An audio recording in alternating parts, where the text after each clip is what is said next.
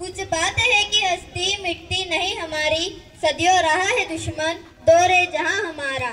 सारे जहां से अच्छा हिंदुस्तान हमारा, हम बुलबुलें हैं इसकी, यह गुलिस्तान हमारा, यह गुलिस्तान हमारा। सन्माननीय व्यासपीठ, उपस्थित मान्यवर आणि माझ्या बंधू आणि भगिनींनी, आज 15 ऑगस्ट भारतीय स्वातंत्र्याच्या वर्षात आज आपण प्रवेश करीत आहोत। या देशाचा जन्म दोनदा झाला आहे। पहिल्यांदा विश्व निर्माण झाले तेव्हा आणि दुसऱ्यांदा 200 वर्षांच्या पारतंत्र्यानंतर हा देश स्वतंत्र झाला आणि या देशाने काही महान माणसांना जन्म दिला आणि त्या महान माणसांनी नंतर या देशाच्या स्वातंत्र्याला जन्म दिला। मित्रहो, आजचा स्वातंत्र्य दिवस उजाडला कारण वासुदेव, बळवंत फडके, चाफेकर बंधू, राजगुरू अशा हजारो क्रांतिकारकांनी स्वातंत्र्याच्या यज्ञकुंडात आपल्या प्राणाची आहुती दिली। टिळक, सावरकर, साने गुरुजी अशा कितीतरी नेत्यांनी आपल्या जीवनाची राख रांगोळी केली। लाखो ज्ञात अज्ञात पुरुषांनी, महिलांनी, बालकांनी तुरुंगवास भोगला। कधी इंग्रजांचा वार झेलला तर कधी छातीवर गोळीबार झेलला। दोस्तो, आजचा स्वातंत्र्य दिवस हा महान राष्ट्रभक्तांचा स्मरण करण्याचा दिवस आहे। 15 ऑगस्ट 1947 रोजी या दिवशी हे मिळालेले स्वातंत्र्य गेली 500 वर्षे टिकून आहे।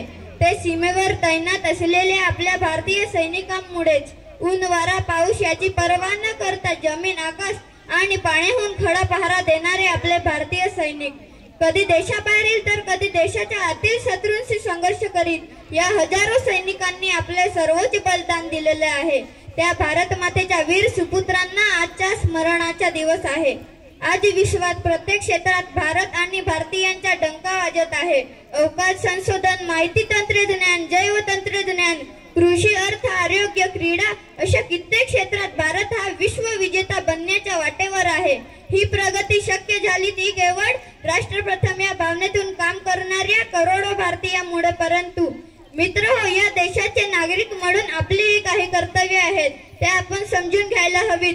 सार्वजनिक स्वच्छता बाळगणे, राष्ट्रीय संपत्तीची नासधूस न करणे, भ्रष्टाचाराला बळी न पडणे अशा कित्येक साध्या वाटणाऱ्या कार्यातून या राष्ट्राच्या निर्मितीलाच हातभार लावित आहोत।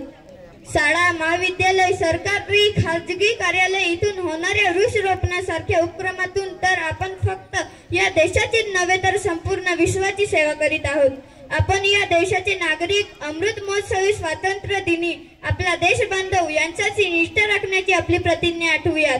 धर्म, जात, पंथ याच्या पलीकडे जाऊन राष्ट्रप्रथम या भावनेतून आपल्या या भारताला विश्व विजेता बनण्याच्या वाटेवर जाऊयात। जय हिंद, जय भारत।